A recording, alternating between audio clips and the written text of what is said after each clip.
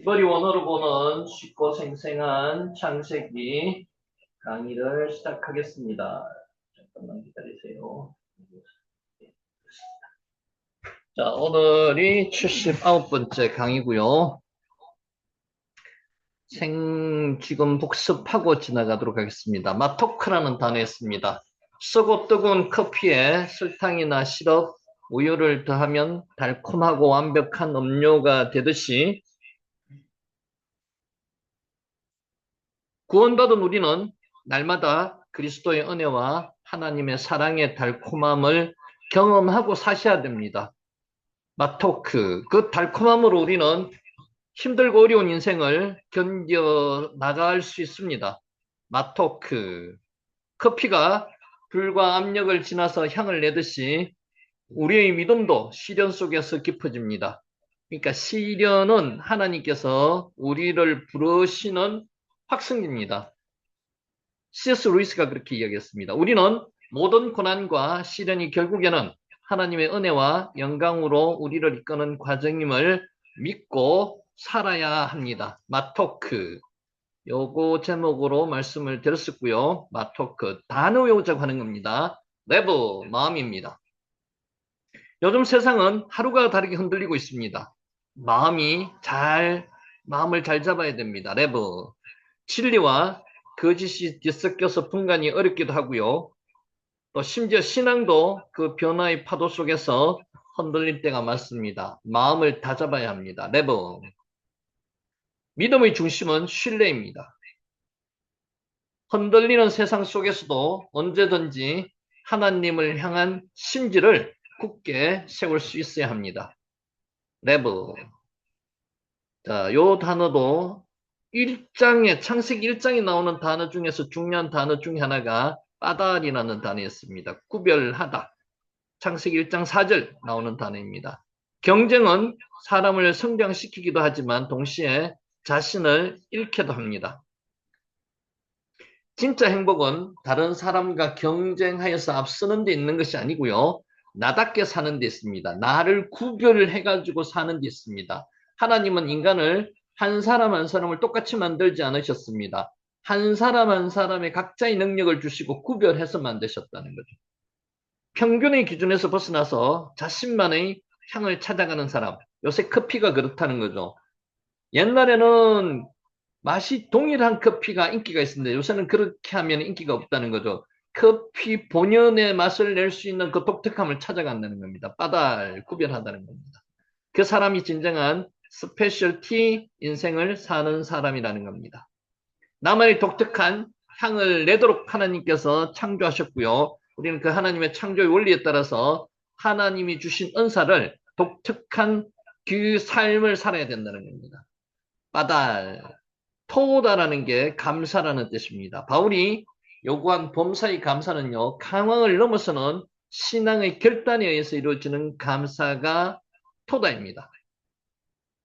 감사할 만한 이유가 있어서 감사하는 것이 아니라 감사할 게 없더라도 감사하면서 살면 감사한 일이 더 생긴다는 겁니다. 토다. 모든 것을 합력하여서 선으로 바꿔주시는 하나님의 주권을 신뢰하기 때문에 우리는 감사해야 된다는 겁니다. 토다. 감사는 현실을 새롭게 해석하는 믿음의 시선입니다. 예기치 못한 질병, 또 관계의 단절, 그리고 경제적인 어려움, 관계의 어려움, 꿈이 무너지는 상황, 여러 가지 상황이 발생할 수가 있습니다. 여러 가지 순간이 갑작스럽게 찾아올 수가 있습니다. 이것은 고난 속에도 하나님의 뜻과 계획이 있음을 인정하는 것이고요. 토다. 고난 속에서도 하나님이 우리와 함께 하심을 믿는 것입니다. 그렇기 때문에 우리는 토다 감사할 수 있다는 거죠. 하나님이 고난을 주시는 것은요, 우리에게 하나님께서 부르심이라고 보시면 됐습니다. 멀리 가 있는 사람을 부르시는 경우도 있고요. 하나님께 방향을 다시 틀어나는 겁니다. 그래서 우리는 하나님께 시련까지도 감사할 수 있다는 겁니다. 토다. 아직 문제는 해결되지 않았지만 그 문제 속에 하나님이 계심을 믿는 사람은 감사할 수가 있습니다. 토다. 작은 일에 감사하는 습관이 쌓일 때 큰 어려움 속에서도 감사할 수 있습니다. 그래서 우리는 항상 감사하는 말을 해야 된다는 거죠. 그러면은 감사한 일이 생기고 습관화될 수 있다는 겁니다. 감사, 습관화. 감사는 믿음의 눈으로 현실을 바라보고 해석하는 데서 나오는 게 감사입니다. 토다.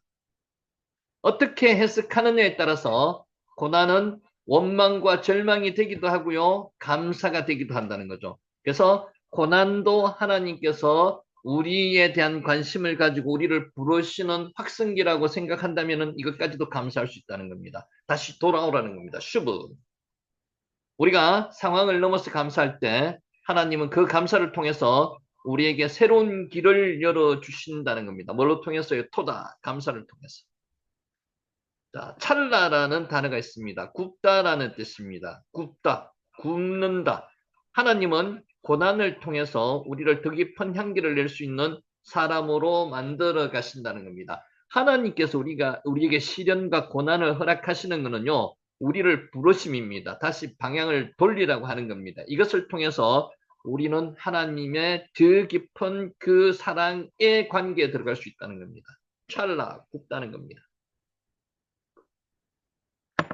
하나님의 목적은 정죄가 아닙니다. 정화입니다. 파괴가 아니라 회복입니다. 슈브, 돌아오라는 겁니다. 회복입니다. 하나님이 허락하신 고난의 불은 단순히 태워서 없애버리는 소멸하는 불이 아닙니다. 우리에게 향기가 날 수 있도록 커피가 향기가 나듯이 연단하고 정화하는 불이 하나님께서 우리에게 주시는 시련, 고난, 이거의 불이라는 거죠.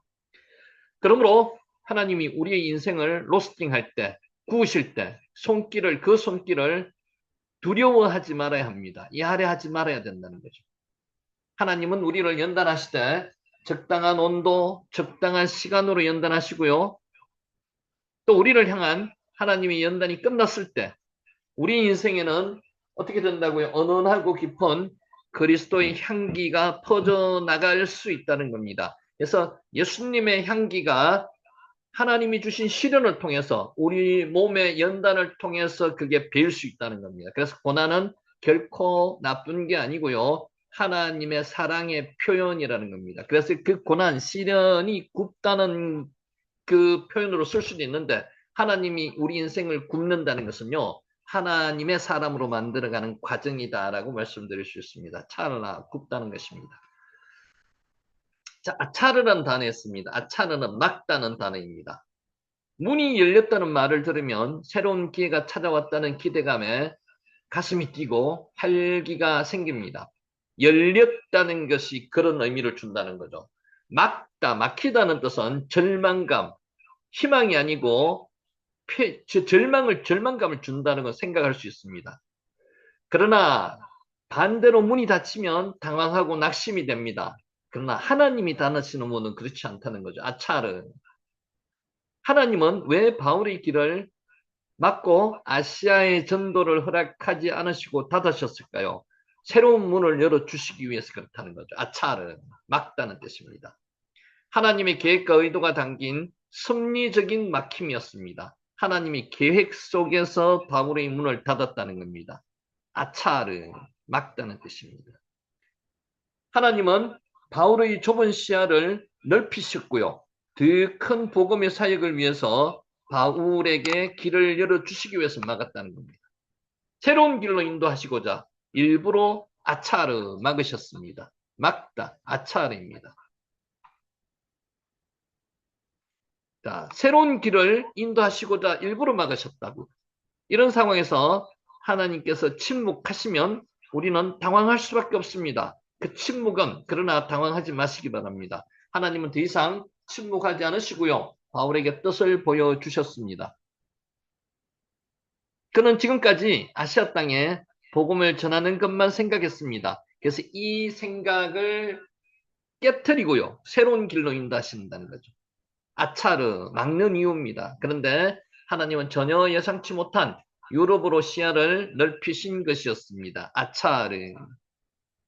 도로아에서의 막힘이 없었다면 바울은 계속해서 소아시아 안에서만 사역을 했을 것입니다. 아차르, 막다는 뜻입니다. 하나님은 도로아에서의 막힘을 통해서 바울의 눈을 넓히셨습니다. 눈을 뜨게 하셨습니다. 시야를 넓히셨습니다. 닫힘 속에서도 하나님은 여전히 일하고 계신다는 겁니다. 아차르. 하나님이 문을 닫으실 때 닫힌 문만 바라봐서는 안 됩니다. 하나님이 문을 닫으시는 이유가 있습니다. 그 자리에서 눈을 들어야 됩니다. 하나님이 보여주시는 새로운 사명과 길을 기대하면서 하나님을 바라보시면요. 새로운 문을 열어주십니다. 아차르, 막는 데서 끝나지 않은 뜻이라는 거죠. 하나님은 새로운 길을 열어주신다는 겁니다. 자, 오늘의 말씀입니다. 스데반의 영성에 대해서 말씀을 드리고자 합니다. 일곱 교회가 일곱 집사를 세울 때 여러분 뭐를 가장 중요하게 생각하셨는지 아시죠? 영성입니다. 영성. 멜라가 채우다는 거고요. 발라크가 비우다는 것이고요. 라바시가 누리다는 겁니다. 채우다, 비우다, 누리다. 멜라, 발라크, 라바시. 우리는 물질적인 것은요, 비워야지만 채워집니다. 그런데 영적인 것은요, 채워지고 나서 비워지거나 채워지는 것과 비워지는 것이 동시에 일어날 수도 있습니다. 그래서 채움이 먼저라는 겁니다. 멜라가 먼저죠. 발라크가 두 번째고요. 동시에 일어날 수도 있습니다. 그런 후에 나바시 누린다는 겁니다. 자, 행정적인 기술이나 능력으로 일곱 집사를 뽑았는 게 아닙니다. 영적 상태를 보고 뽑았다는 거죠. 성경은 일곱 집사 중에 한 사람인 스데반의 체험의 영성에 대해서 이렇게 정언했습니다. 멜라, 발라키, 라바시 지금 설명하고 있습니다. 멜라, 채우다는 뜻이고요. 발라크, 비우다는 뜻이고, 라바시, 누리다는 뜻입니다.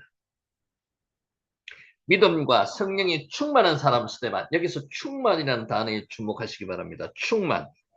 스데반이 은혜와 권능이 충만하여 사도행전 6장 8절 성경이 어떤 인물을 묘사할 때 충만이라는 단어를 반복해서 사용한 경우는 극히 드물다는 겁니다. 그런데 스데반에게는 그랬다는 거죠. 스데반은 성령이 충만했을 뿐만 아니라요. 믿음도 충만했고요. 은혜와 권능이 충만했으며 지혜가 충만한 사람이었습니다. 멜라, 채워졌던 사람입니다. 그의 내면의 전체가 완전히 성령님의 통치 아래 성령으로 채워졌다는 것이죠. 멜라, 채우다. 자, 그래서 스데반은 외부의 위협이나 어떤 압박에도 방향을 잃지 않았고요. 흔들리지 않았습니다. 멜라, 발라키, 아바시. 지금 멜라 이야기하고 있습니다. 채우다. 스데반의 체험은요, 말씀에 대한 깊은 이해에서도 드러났습니다. 멜라, 설교자나 학자가 아니었습니다. 집사였습니다. 그러나 구약의 방대한 역사를 명확하게 이해를 했습니다. 멜라, 말씀으로 채워졌다는 거죠. 예수 그리스도 안에서 재해석할 수 있는 영적 통찰력을 가지고 있었던 사람이 스데반입니다. 그의 긴 변정 설교는 그가 단지 지식이 많았다는 것을 의미하는 것이 아닙니다. 말씀이 그의 삶의 구조가 되어 있었음을 보여줍니다. 말씀으로 꽉 차 있으면요. 말씀이 입으로 나올 수밖에 없습니다. 채워지는 거죠. 멜라. 말씀으로 채워진 사람은 시대를 보는 눈이 다릅니다. 상황을 해석하는 기준도 다릅니다. 말씀대로 해석하는 거죠. 말씀대로. 스데반의 내면은 말씀이 중심이었고요. 그의 생각과 판단은 성령님의 이끄심을 받고 있었다는 겁니다. 멜라. 이런 체험의 사람에게 하나님은 새로운 역사의 문을 열어주신다는 겁니다. 멜라. 스데반의 체험의 영성은 자연스럽게 비움의 영성으로 이어졌습니다. 제가 말씀드렸죠. 영적인 부분에서는 멜라가 먼저 일어나고요. 발라크, 비우다가 후에 일어나거나 멜라와 발라크가 동시에 일어나는 경우가 많습니다. 스데반은 자신을 드러내거나 자신을 변호하기 위해서 힘쓰지 않았습니다. 그는 자신이 옳다는 것을 설명하려고 변론하지도 않았습니다. 자신이 억울하다는 것을 강조하기 위해서 목소리를 높이지도 않았습니다. 자신에 대한 이야기는 최소화시켰다는 거죠. 그는 그저 복음의 진실을 말했고요. 하나님께서 행하신 일을 정언했습니다. 그의 말은 자신을 위한 말이 아니라 복음을 위한 말입니다. 복음으로 멜라 채워졌기 때문에 복음에 대한 말만 나왔다는 겁니다. 그의 설교는 이스라엘의 역사를 철저하게 누구 중심으로요? 자기 중심으로, 인간 중심으로 해석하지 않았고 하나님 중심으로 재구성했습니다. 그렇지만 그 가운데 자신을 정당화하려는 의도는 전혀 없었습니다. 그는 하나님의 끊임없는 은혜에도 불구하고 하나님을 거역해온 이스라엘의 현실을 정직하게 말했습니다. 복음으로 채워진 사람은요, 현실과 타협하지 않습니다. 말씀을 있는 그대로 전합니다. 그는 청종의 눈치를 보지도 않았고요. 환심을 사려고 하지도 않았습니다. 말씀으로 채워진 자, 멜라. 그는 오직 진리만을 말했습니다. 그것이 자신에게 어떤 결과를 가져올지 계산하지도 않았습니다. 계산했다면 아마 이분은 죽지도 않았을 겁니다. 순교를 안 당했을 겁니다. 계산하지 않고 말씀만 전했습니다. 말씀으로 충만한 자, 멜라, 채우다. 그는 돌에 맞아 죽어가는 순간에도 두려움이나 절망에 사로잡히지 않았습니다. 말씀으로 채워졌기 때문에. 자신을 죽이는 사람에게도 분노하지도 않았습니다. 멜라, 말씀으로 채워진 사람. 오직 예수님이 십자가에서 보이신 그 마음으로 그는 기도했습니다. 주 예수여, 내 영혼을 받으시옵소서. 이런 기도가 나오기까지는 정말로 말씀으로 채워지지 않으면 이런 기도가 안 나옵니다. 멜라, 주여, 이 죄를 그들에게 돌리지 마옵소서. 예수님은 말씀 그대로 이렇게 말씀이 예수님이시기 때문에 그렇게 할 수 있었더라도 인간인 스데반 집사가 이렇게 기도할 수 있었다는 것은 이것은 정말 말씀으로 완전한 말씀으로 채워졌기 때문에 이렇게 이야기할 수 있는 겁니다. 그것은 스데반이 예수님을 닮은 비움의 사람, 말씀의 사람이었다는 것을 증언합니다. 세상 것은 다 비웠습니다. 말씀으로만 채워졌다는 거죠. 멜라. 세상 것은 발라크했고요. 비우다. 스데반은 죽음을 맞이하기 직전에 하늘이 열리는 것을 보았습니다. 순교는 이렇지 않으면 순교를 할 수가 없습니다. 하나님을 보지 않고는 순교를 할 수 없다는 거죠. 성경은 그 놀라운 장면을 이렇게 말씀하고 있습니다. 스데반이 성령 충만하여 하늘을 우러러 주목하여 하나님의 영광과 및 예수께서 하나님 우편에 서신 것을 보고 보았다는 겁니다. 사도행전 7장 55절. 스데반은 예수님이 하나님 우편에 서신 것을 보았습니다. 보았습니다. 예수님도 스데반을 일어서셔서 보셨습니다. 얼마나 안타까우셨으면 서셔서 보셨겠습니까? 자, 이는 예수님이 스데반을 맞이하시고요. 그의 순교를 존귀하게 받으시기 위해서 그 자리에서 일어서신 모습이었습니다. 예수님도 서셔서 보셨고요. 스데반은 하늘을 우러러 봤습니다. 말씀으로 채워진 멜라, 스데반. 세상 것은 비운 스데반, 발라크. 스데반의 누림의 영성은요, 바로 이 지점에서 완성되었습니다. 누림이죠. 라바시. 멜라, 발라크가 이루어진 사람은요, 라바시, 누릴 수 있습니다. 그는 땅에서 버림받는 순간 하늘에서 영광으로 한대받았습니다. 하나님의 영광으로 누림을 받는 사람이 스데반입니다. 받았던 사람이. 스데반은 죽음 가운데서 하늘을 누렸습니다. 라바시. 고통 가운데서 하나님의 임재를 경험했습니다. 라바시. 누림의 영성이 없으면요, 순교는 비극입니다. 그렇지 않습니까? 인간의 몸으로 인간적인 생각에서 순교를 할 수 있겠습니까? 순교는요, 하늘나라를 바라보는 하나님을 바라보는 자만이 순교를 할 수 있습니다. 누림의 영성이 있을 때 순교는 영광으로 승화됩니다. 초대교회 선교는 전략이나 조직에서 시작되지 않았습니다. 뭐로 됐다고요? 성령으로 채워진 사람, 멜라, 자신을 비운 사람, 발라키, 하나님의 영광을 누리는 사람, 라바시, 이런 사람을 통해서 자연스럽게 시작되었다는 겁니다. 스데반의 죽음은 교회를 흩어지기도 했지만 그 흩어짐이 복음의 확장을 이루었다는 겁니다. 여기서 복음이 끝났습니까? 아닙니다. 복음이 사람들을 흩어지게 함으로써 복음이 전파되었다는 겁니다. 확장되었다는 겁니다. 그날에 예루살렘에 있는 교회에 큰 박해가 있어. 여기서 끝났다면은 하나님의 복음은 힘이 없습니다. 능력이 없습니다. 살아있는 말씀이 아니라는 거죠. 사도 외에는 다 유대와 사마리아 모든 땅으로 흩어지는 게 하나님의 뜻이었습니다. 이 사람들이 흩어지지 않으니까 하나님께서 흩어지게 만드신다는 거죠. 스데반의 사건을 통해서. 그 흩어진 사람들이 두루 다니며 복음의 말씀을 전할세. 사도행전 8장 1절에서 4절 말씀입니다. 그리고 스데반의 순교 현장에서 누가 있었습니까? 스데반의 죽음을 마땅히 여기던 사울, 돌 던지는 사람들의 옷을 관리해줬던 사울이 있었습니다. 7장 60절. 훗날 사도 바울이 되어서 세계 선교의 중심의 인물이 되었습니다. 스데반의 피로 통해서 사울이 재탄생하게 되었다는 거죠. 하나님은 스데반의 피 위에 선교의 역사를 세우셨습니다. 그 피 위에 피어난 꽃의 사람이 사울이었고요. 바울이었고요. 또 거기서 순교를 지켜본 사람들 내지는 교인들이 흩어져서 복음을 전했다는 겁니다. 멜라, 발라크, 라바시. 오늘날 교회도 스데반의 영성을 우리가 다시 배워야 합니다. 초대교회를 본받자고 하는 게 이 스데반의 영성을 본받자고 하는 것도 포함되어 있습니다. 체험이 없는 활동은 지나치게 합니다. 체험이 없으면요, 인간적으로 헌신 봉사를 할 수가 없습니다. 이러면 곧 지칩니다. 멜라, 채워져야지만이 활동을 지치게 하지 않을 수가 있습니다.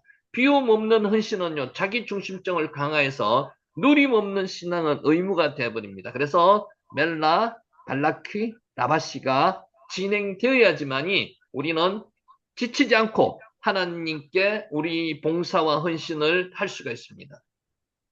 스데반의 길을 따르는 교회는요, 성령의 능력으로 채워졌습니다. 말씀으로 채워졌습니다. 복음 앞에서 자신을 비웠습니다. 인간적인 생각은 비웠습니다. 발라키, 하나님 나라의 영광을 나바시 누리게 되었다는 것입니다. 그리고 그 교회는 다시 선교적인 교회로 다시 일어서게 되었다는 겁니다. 멜나, 발라키, 나바시. 삼중의 영성은 스데반에게만 필요했던 것이 아니라 오늘 교회가, 오늘 저와 여러분이 반드시 회복해야 될 영성의 본질입니다. 멜라, 발라크, 나바시. 요 세 가지를 저번에 다 적어놨기 때문에 순서대로 외우시면은 나중에 많은 도움이 될 겁니다. 채우고요, 피우고요, 누린다는 겁니다. 멜라, 발라크, 나바시. 멜라, 채우다. 물질적인 것과는 차이가 있습니다. 우리 물질은 어떻게 됩니까? 발라크부터 먼저 됩니다. 비워야지만 채워질 수 있습니다. 영적인 것은 그렇지 않습니다. 채워지면은 비우게 되는 거고요. 최소한 동시에 일어나고요. 먼저 일어나는 게 멜라라는 거죠. 발라크, 나바시. 멜라, 발라크, 나바시. 꼭 기억하시기 바랍니다. 자, 오늘의 말씀이었고요. 자, 오늘 복습 간단하게 중요한 부분만 입에 익으라고요. 귀에 익으라고 한번 다시 복습하겠습니다. 자, 15장 1절 이후에 우리 한글 성경에서는 단수처럼 적혀 있지만은 그 사건들입니다. 복수입니다. 이 사건들 그 사건들 이후에 이런 뜻입니다. 복수입니다. 그 사건들이 뭐죠? 전쟁도 있었고요. 11조 드리는 사건도 있었고요. 여러 가지 사건이 많았죠. 그 사건들 전체를 이야기합니다. 아하르, 뭐뭐 후에라는 뜻이고요. 따바르가 말씀이라는 것에서 사건이라는 단어가 파생됐습니다. 하나님의 말씀으로 생긴 사건을 대개가 사건을 따바르라고 이야기합니다. 꼭 그렇진 않지만 그래서 말씀 사건이라는 뜻도 따바르가 있습니다. 자, 여호와의 말씀이 떼바르 여호와. 여기서 떼바르 여호와는 선지자들에 대해서 이야기할 때 이런 표현을 많이 쓰는데 아브라함을 선지자적인 사람으로 지금 취급하고 표현하는 겁니다. 선지자에게 임하는 초자연적인 하나님의 계시라는 뜻입니다. 여호와 말씀이 떼바르 여호와. 떼바르 여호와. 좋습니다. 떼바르 여호와. 환상 중에 환상이 마아제입니다. 여기서 지금 사전적 의미를 적어놨는데 현실성이나 가능성이 없는 헛된 생각이나 공상, 이게 지금 사전적 의미지만은 하나님이 환상 중에 나타났을 때는요, 현실과 거의 대동소이하게 나타나십니다. 그래서 사전적인 의미하고는 조금 차이가 있습니다. 하나님께서 초자연적인 능력으로 그 무엇을 보이셔서 확실한 깨달음을 주시는 신적 계시를 나타낼 때 환상 중에 나타납니다. 마하제입니다. 마하제. 그래서 뺨 마하제는 그 환상 가운데 나타났다는 거죠. 정관사, 전치사 빼도 있고요. 정관사도 있습니다. 두 개가 합쳐가지고 빠가 됐고요. 뺨 마하제. 그 환상 중 안에서, 환상 안에서 나타났다는 거죠. 아브라함이 하나님께서 준비하신 그 환상 안에 완전히 몰입되어 있는 상태를 표현하는 게 뺨 마하제입니다. 마하제, 환상입니다. 환상. 자, 아브라함아 두려워하지 말라. 이 단어는 우리가 처음부터 끝까지 주구장창 지금 굉장히 많이 했습니다. 알티라 뭐라고요? 아브라함. 알티라 너는 두려워하지 말라. 명령입니다. 알티라 아브라함. 알티라 정호. 이렇게 하면 너는 정호 너는 두려워하지 말라는 겁니다. 여러분 이름 넣어가지고 한번 해보세요. 오늘도 두려운 일이 많죠? 두려울 일이 많습니다. 그러나 하나님의 이 말씀이 우리에게 힘을 주십니다. 하나님의 알티라, 말씀이 힘을 주시는 이유는요. 하나님께서 살아계시기 때문에 힘을 주시는 겁니다. 하나님의 말씀은 살아있는 게 왜 살아있는가 하면 하나님이 살아계시기 때문에 말씀이 살아계신다는 겁니다. 알티라 알티라, 아브라함. 알티라. 알티라 너는 두려워하지 말라. 알티라 아브라함. 두려워할 게 많았죠. 그래서 구체적인 두려워할 게 첫 번째 두려워할 거는요. 전쟁을 했는데 전쟁에서 승리를 해가지고 왔거든요. 그 왔는 게 알티라, 자기 힘으로 이기지 않았다는 그게 두려웠다는 거죠. 북방에 다시 사개국 왕들이 쳐들어오면 자기 힘으로는 막을 힘이 없다는 거죠. 그게 두려웠고요. 또 하나 두려운 내적으로 두려운 거는 자손이 없다는 게 두려웠습니다. 이게 아브라함의 두 가지 두려운 큰 이유 중에 하나였습니다. 두 가지였습니다. 야래 두려워하다. 우리는 세상은 야래할 것이 없습니다. 우리가 야래할 대상은요 하나님밖에 안 계세요. 근데 하나님은 야래만 하는 하나님이 아니고요. 야래 두려워하지만 가까이 다가갈 수 있는 대상이 하나님이십니다. 우리 아버지 생각하시면 돼요. 옛날에 아버지 어느 엄하셨잖아요. 그렇다고 우리가 다가가지 못하는 분이 아니었어요. 엄하지만 다가갈 수 있는 분, 그분이 하나님이세요. 야래 두려워하다. 여기 알티랍니다. 이게 우리가 정말로 많이 이때까지 계속 79강까지 하면서 계속 나왔던 단위가 알티랍니다. 365번 나온다고 이야기하는데 실제로 365번이 성경에 나오는 게 아니고요. 365일 매일매일 두려워하지 말라는 그런 뜻의 이야기를 와전돼가지고 그렇게 됐다는 겁니다. 알티라 너는 두려워하지 말라. 이사야 41장 10절 43장 1절 알티라. 자, 이것도 중요합니다. 강하고 담대하라. 여호수아에게 1장에 세 번을 말씀하셨습니다. 강하고 담대하라. 왜 강하고 담대하라고 이야기했습니까? 여호수아가 민족의 지도자가 모세를 뒤이어서 됐는데 여호수아는 모세의 수종, 문종이었습니다. 그러다가 민족의 지도자가 되니까 두렵죠. 그래서 하나님께서 뭐라고 말씀하셨습니까? 모세와 함께 한 여호와께서 너와 함께 하시겠다고 말씀하십니다. 그래서 두려워하지 말라는 거죠. 하나님이 함께 하시면요 두려워하지 않아야 되고요. 두려워하지 않을 수 있습니다. 그리고 강하고 담대할 수 있습니다. 하자크 웨 에마츠 이것도 많이 했습니다. 하자크 웨 에마츠 담대하라. 동일한 뜻의 단어입니다. 하자크 웨 에마츠 그러니까 동일한 단어가 두 개 반복되는 것은요 강조하기 위함입니다. 하자키 웨 에마츠 기도할 때 이 말씀 써보세요. 이 말씀 써보세요. 하나님 담대하라고 말씀하셨는데 하나님 저와 함께 담대하게 해주세요. 써보세요. 기도할 때 하나님께서 담대함을 하자큐 왜 마치 하자큐 꽉 달라붙다는 겁니다. 뜻은 꽉 달라붙다. 아마츠가 담대하라는 건데 둘 다 담대하라는 뜻이 있습니다. 그러니까 담대하고 담대하라는 뜻입니다. 하자큐 왜 마츠. 자 이것도 중요하죠. 하나님께서 내 방패가 되어 주신다는 겁니다. 아노키 마겐 라큐. 요거 꼭 외워놓으세요. 아노키 마겐 라큐. 하나님께서 방패가 되어 주시면요. 이 방패는 아무것도 뚫을 수 없습니다. 죽음으로부터의 방패가 되시는 거고요. 제유혹으로부터 방패가 되시는 거고 모든 것에서 원수의 공격으로부터 방패가 되어 주시는 거요. 모든 것에서 하나님께서 직접 방패가 되어 주시는 겁니다. 그러면 이 방패를 가지고는요. 뚫을 자가 없습니다. 그러면 나는 두려워하지 않을 수가 있다는 거죠. 나는 네 방패라고 이야기하시는 겁니다. 아노키 마겐 라키. 아노키 마겐 라크. 나는 너를 위한 방패. 라크가 너를 위한이거든요. 그러니까 하나님이 내 방패가 되주신다는 거는요. 너를 위한 방패가 되주신다는 게 직역했는 겁니다. 나는 너를 위한 방패이다. 아노키 마겐 라크. 하나님께서 말씀하셨지 않습니까? 아노키 마겐 라크라고 해주신다고 말씀하셨으니까 이 어렵고 세상으로부터 비난받고 이렇게 공격받는 것을 하나님께서 직접 막아주실 줄 믿습니다. 기도해 보세요. 아노키 마겐 라크. 자 여기서 아노키 마겐 라크의 위에 주의해 한번 보세요. 14장 20절에 미겐이라는 단어가 있습니다.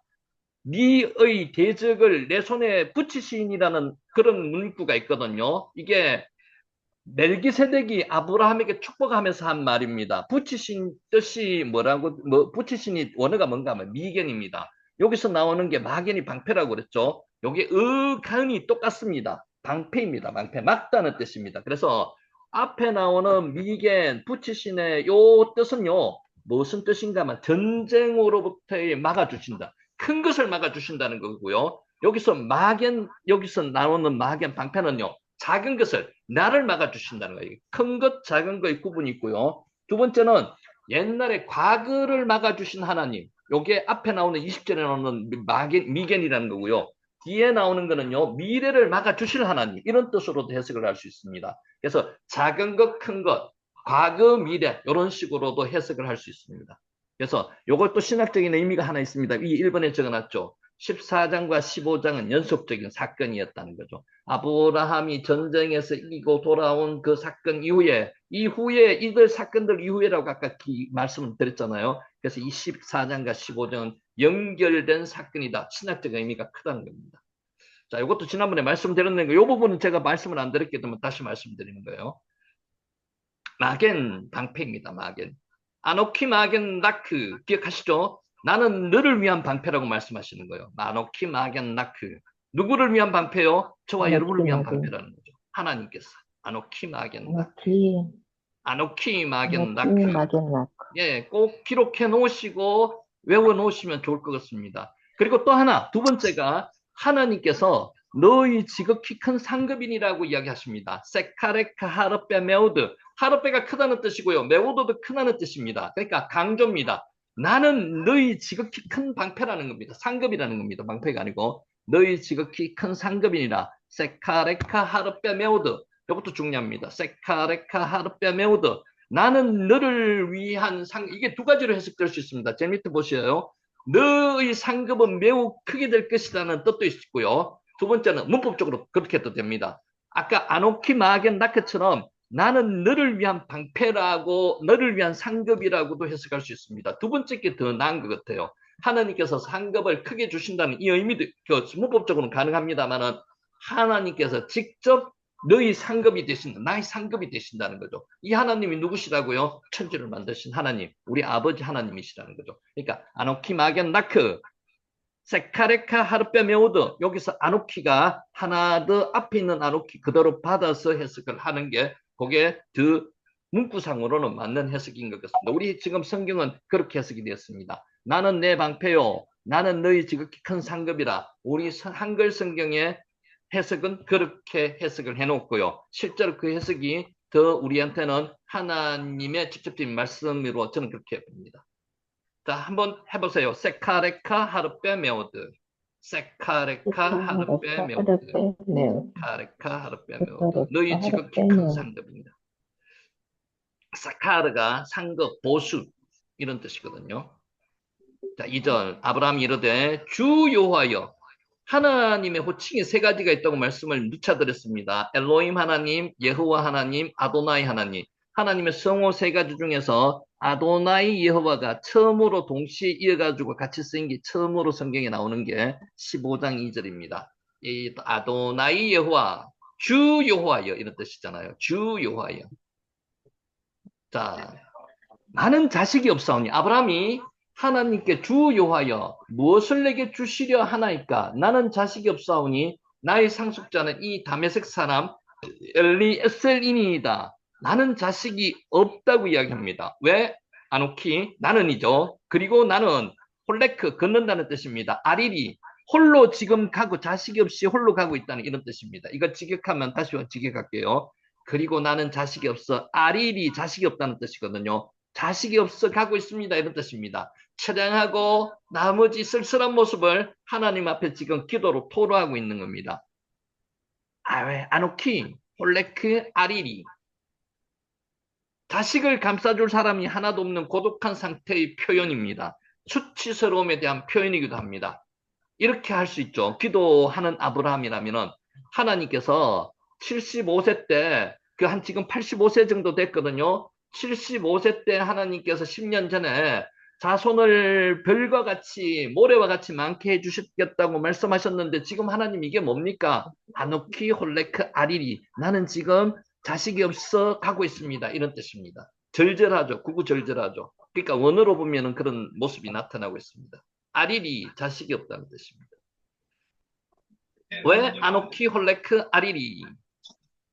당시 아브라함은 나는 무자하오니랑 고백에서 나오는 개혁성경에서 나는 무자하오니 이게 더 쓸쓸함의 극치인 것 같습니다. 나는 무자하오니 모든 단어가 절절한 사연을 담고 있다는 거죠. 자, 이게 앞에서 있는 겁니다.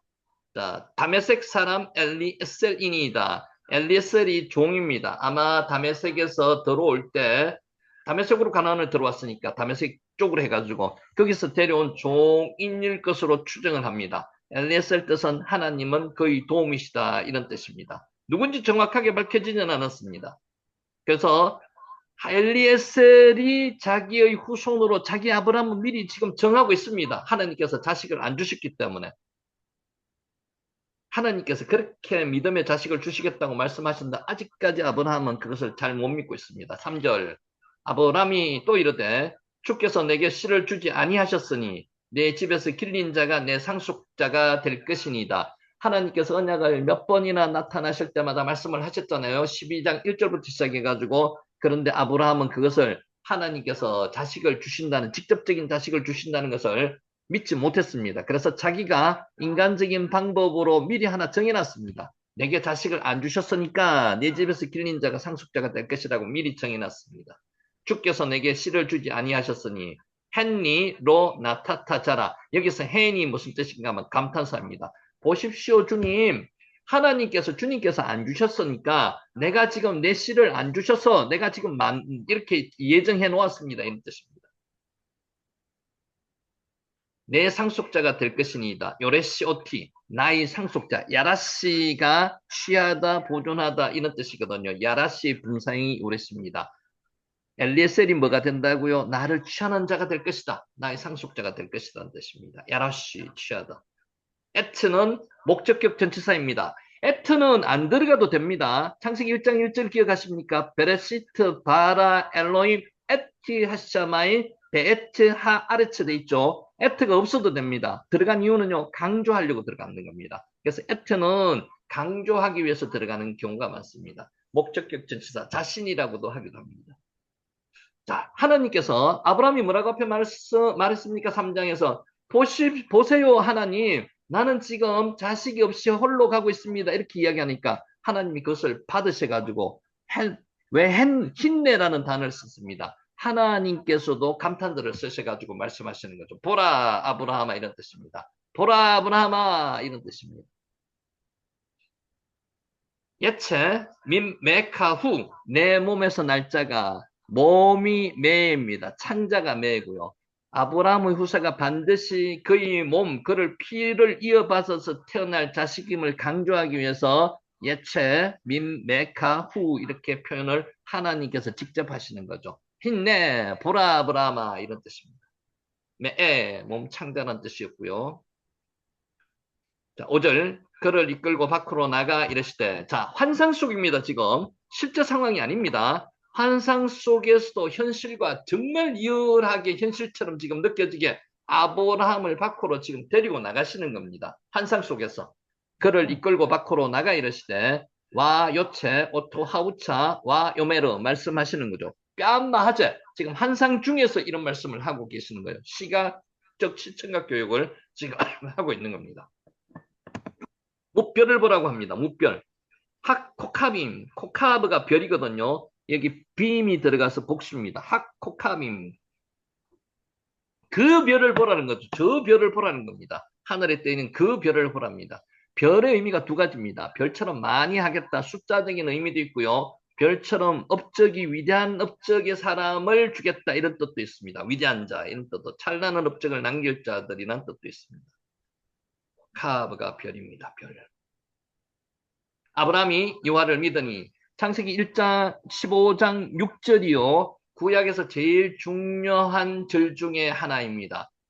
이게 뭐라고요? 이신득이 이신칭입니다. 아브라함이 여호와를 믿으니 아브라함이 참 마음이 연약한 자였고 10년 동안 하나님께서 말씀하셨는데 못 믿어가지고 엘리에셀을 만들어가지고 후사를 삼겠다고 했는 그 아브라함이 또 아브라함께서 하나님께서 말씀하시니까 바로 믿었답니다. 아브라함이 여호와를 믿으니 여호와께서 그를 그의 의로 여기셨다는 겁니다. 이신득이 이신칭이 여기서 나왔는 겁니다.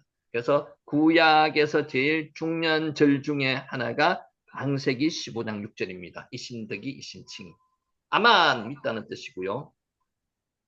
여호와께서 그의 의로 여기셨다는 겁니다. 체다카 의입니다. 의. 의는요, 우리 도덕적인 의를 이야기하는 게 아닙니다. 관계적인 의를 이야기하는 겁니다. 관계적인 의. 체다크 의입니다. 하사바 여기다는 뜻이고요. 자, 그리고 아브라함이 뭐라고 말했는가 하면요. 그가 이르되 주 여호와여 아도나이 여호와 다시 나오죠. 내가 이 땅을 소유로 받을 것을 무엇으로 알리까? 이게 이제 표적을 보여달라는 여호와의 그런 의미로 해석을 할 수 있는데 이 표적은 믿음의 표적을 이야기하는 겁니다. 믿지 못해서 이야기하는 그런 의미가 아니라는 거죠. 무엇이라는 겁니다. 이 땅을 소유로 받을 것을 키이라 신나 내가 이것을 소유하게 될 것을 무엇으로 알릴까? 표적을 보여달라는 건데 믿음의 표적을 보여달라는 겁니다. 하나님께는 이런 기도는 하셔도 상관없습니다. 믿음의 기도입니다. 믿음의 표적입니다. 될지 안 될지 불신의 표적을 보여달라는 그런 의미가 아니라는 거죠. 자, 9절 여호와께서 그에게 이르실 때 나를 위하여 누구를 위해서요? 나를 위해서 케하리 나를 위해서 가져오라는 겁니다. 케하리 나를 위해서 하나님을 위한 것이 진정한 사람을 위한 것이라는 겁니다. 라카흐 우리 자주 했죠. 라카흐 따다 취하다가 라카흐입니다. 하와가 선악과를 따다 라카흐 단어였습니다. 10절 아브라함이 그 모든 것을 가져다가 그 중간을 쪼개고 그 쪼갠 것을 마주 대하여 놓고 그 새는 쪼개지 아니하였으며 아브라함이 가져왔습니다. 와 이카흐로 누구를 위해서? 그를 위해서 하나님을 위해서 가져왔다는 거죠. 그 중간을 쪼개었답니다. 와이 파테르 오탐 타웨크 중간을 쪼개어서 그것을 쪼갠 짐승 사이를 걸어가는 게 중동 지역에서 언약을 할 때, 서약을 할 때, 맹세를 할 때 하는 의식이었습니다. 파타르가 쪼개다는 뜻이고요. 빠라가 잘게 자르다는 뜻입니다. 자, 중간을 쪼개었답니다. 와이 파테르 오탐 파타웨카 우리는 구약의 모든 희생제사 예물이 예표하는 바 이런 그리스도의 피 흘림의 공로로 영적 죽음을 모면했다는 겁니다. 이게 예수 그리스도께서 피 흘리는 그 예표의 장면이시기도 합니다. 자, 11절 솔개가 그 사체 위에 내릴 때 아브라함이 쫓았더라. 솔개가 아이트입니다. 아이트. 맹금류, 독수리, 매 아이트입니다. 이 용과 전쟁을 좋아하며 이스라엘을 괴롭히던 이방 왕의 상징으로도 아이트가 사용되었습니다. 아이트, 솔개, 독수리입니다. 쫓았답니다. 바람을 불게 하다는 뜻입니다. 나샤브, 바람을 불게 해서 소리를 위협해서 내쫓았다는 뜻입니다. 나샤브, 불다는 뜻이고요. 자, 여기까지 했고요. 좀 길었지만은 앞에 내용을 중요하기 때문에 다시 한번 살펴봤습니다. 자, 햇분 언약 체결하는 게 지금 12절부터 21절까지 나옵니다. 12절 해질 때 아브람에게 깊은 잠이 임하고 큰 흑암과 두려움이 그에게 임하였다고 합니다. 깊은 잠, 타르테마입니다. 타르테마. 왜 타르테마 나펠라 알 아브람 아브람의 깊은 잠이 임하고 여기 직역하면요. 깊은 잠이 아브람 위에 나팔이 떨어지다는 거거든요. 떨어졌다는 겁니다. 깊은 잠이 아브람 위에 떨어졌다는 겁니다. 실제로 지난번에도 계속 말씀드렸는데 가장 좋은 번역은요. 원문을 직역한 게 가장 좋은 번역입니다. 그래서 킹 제임스가 좋은 책이라고 성경 번역본이라고 이야기하는 게 가능한 한 원문을 그대로 들고 와가지고 번역했는 게 킹 제임스 버전입니다. 자, 깊은 잠이 여러분 아시죠? 타르테마, 라담에서 나왔습니다. 깊은 잠에 떨어지다. 우리 깊은 잠, 아담을 잠들게 하여서 하나님이 갈비뼈를 빼서 하와를 만들 때 타르테마였습니다. 스스로 잠을 청한 게 아닙니다. 하나님께서 깊은 잠을 들게 하신 겁니다. 하와를 창조할 때 아담을 깊이 잠들게 한 게 타르테마. 스스로 힘으로는 아무것도 의식할 수 없는 상태. 사람을 생살해서 갈비뼈를 뽑으려고 하면 얼마나 고통이 심했겠습니까? 그런데 깊은 잠에 빠지게 해서 하와를 만들었다는 거죠. 이것에 지금 마취제가 거기서 나왔다는 이야기도 있습니다. 깊은 잠에 빠지게 하는, 거기서 깊은 잠에 빠지게 해가지고 수술을 한다는 거죠. 깊은 잠. 이때부터 아브라함의 의식은 온전히 하나님께서 주관하셨다는 것이고요. 아브라함은 단지 수동적으로 이를 받아들일 수밖에 없었다는 거죠. 깊은 잠에 누가 빠지게 하셨다고요? 하나님께서 빠지게 하셨다고요. 깊은 잠이 아브라함 위에 떨어졌다. 왜? 타르테마. 그리고 타르테마 깊은 잠이죠. 나펠라 떨어졌다는 거죠. 아브라함 위에 떨어졌다는 겁니다. 자, 우리가 창세기 1장, 2장에 나오는 21절입니다. 여호와 하나님이 아담을 깊이 잠들게 하시니 이게 타르테 말하는 거죠. 그가 그 갈빗대 하나를 취하고 살로 대신 채우시고 여기가 타르테 말합니다. 와 야펠 여호와 엘로힘 타르테마 이렇게 기록되어 있습니다. 여호와 하나님이 깊이 잠들게 하시니 초자연적인 깊은 잠 이게 타르테마입니다. 성경에서의 잠은 죽음과 동의어입니다. 그래서 예수님께서 잔다고 표현하셨는 게 그것 때문에 그렇습니다. 나펠, 떨어진다는 겁니다. 나펠. 자, 헬라어 구약 성경 70인역은 이 단어를 뭐라고 표현했는가 하면요. 황홀한 무아경을 의미하는 엑스타시스로 표현했습니다. 아무런 고통도 없습니다. 이때는 너무 깊은 잠에 빠지니까 고통 없이 아담의 갈비뼈를 채서 그 고통 없이 하와를 만들었다는 겁니다. 깊이 잠들게 해당하는 히브리어가 타르테마입니다. 깊은 잠, 단순히 잠자다는 의미뿐만 아니고요. 정신을 일탈한 뜻도 지니는 나담에서 유래했답니다. 네, 깊은 잠, 타르테마는 나담에서 유래했습니다. 요게 타르테마입니다. 타르테마. 깊은 잠입니다. 깊은 잠. 라담. 여기 깊이 잠들게 하다는 동사입니다. 요 라담에서 타르테마가 나왔습니다. 깊이 잠들다, 라담. 나팔. 떨어지다는 겁니다. 떨어지다.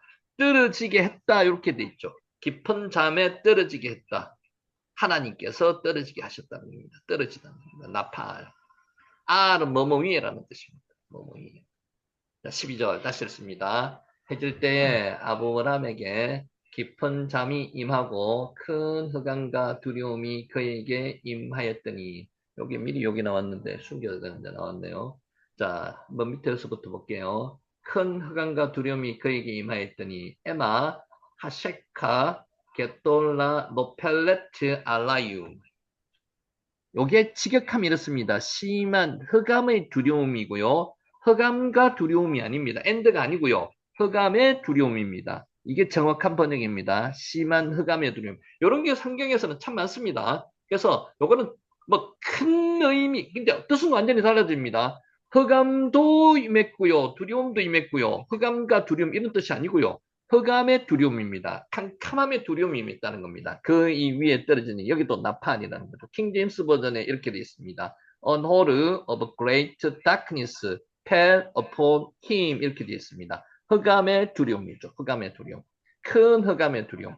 그러니까 이게 한글 성경이 이런 부분에서는 저 번역하시는 분들이 직접적으로 원문을 보고 번역을 했기보다는 다른 번역본을 보고 번역을 처음에 했을 가능성이 높습니다. 특히 이제 한자 번역을 번역했는 것을 가져와 가서 번역했는 게 많기 때문에 이렇게 될 수가 있다는 거죠.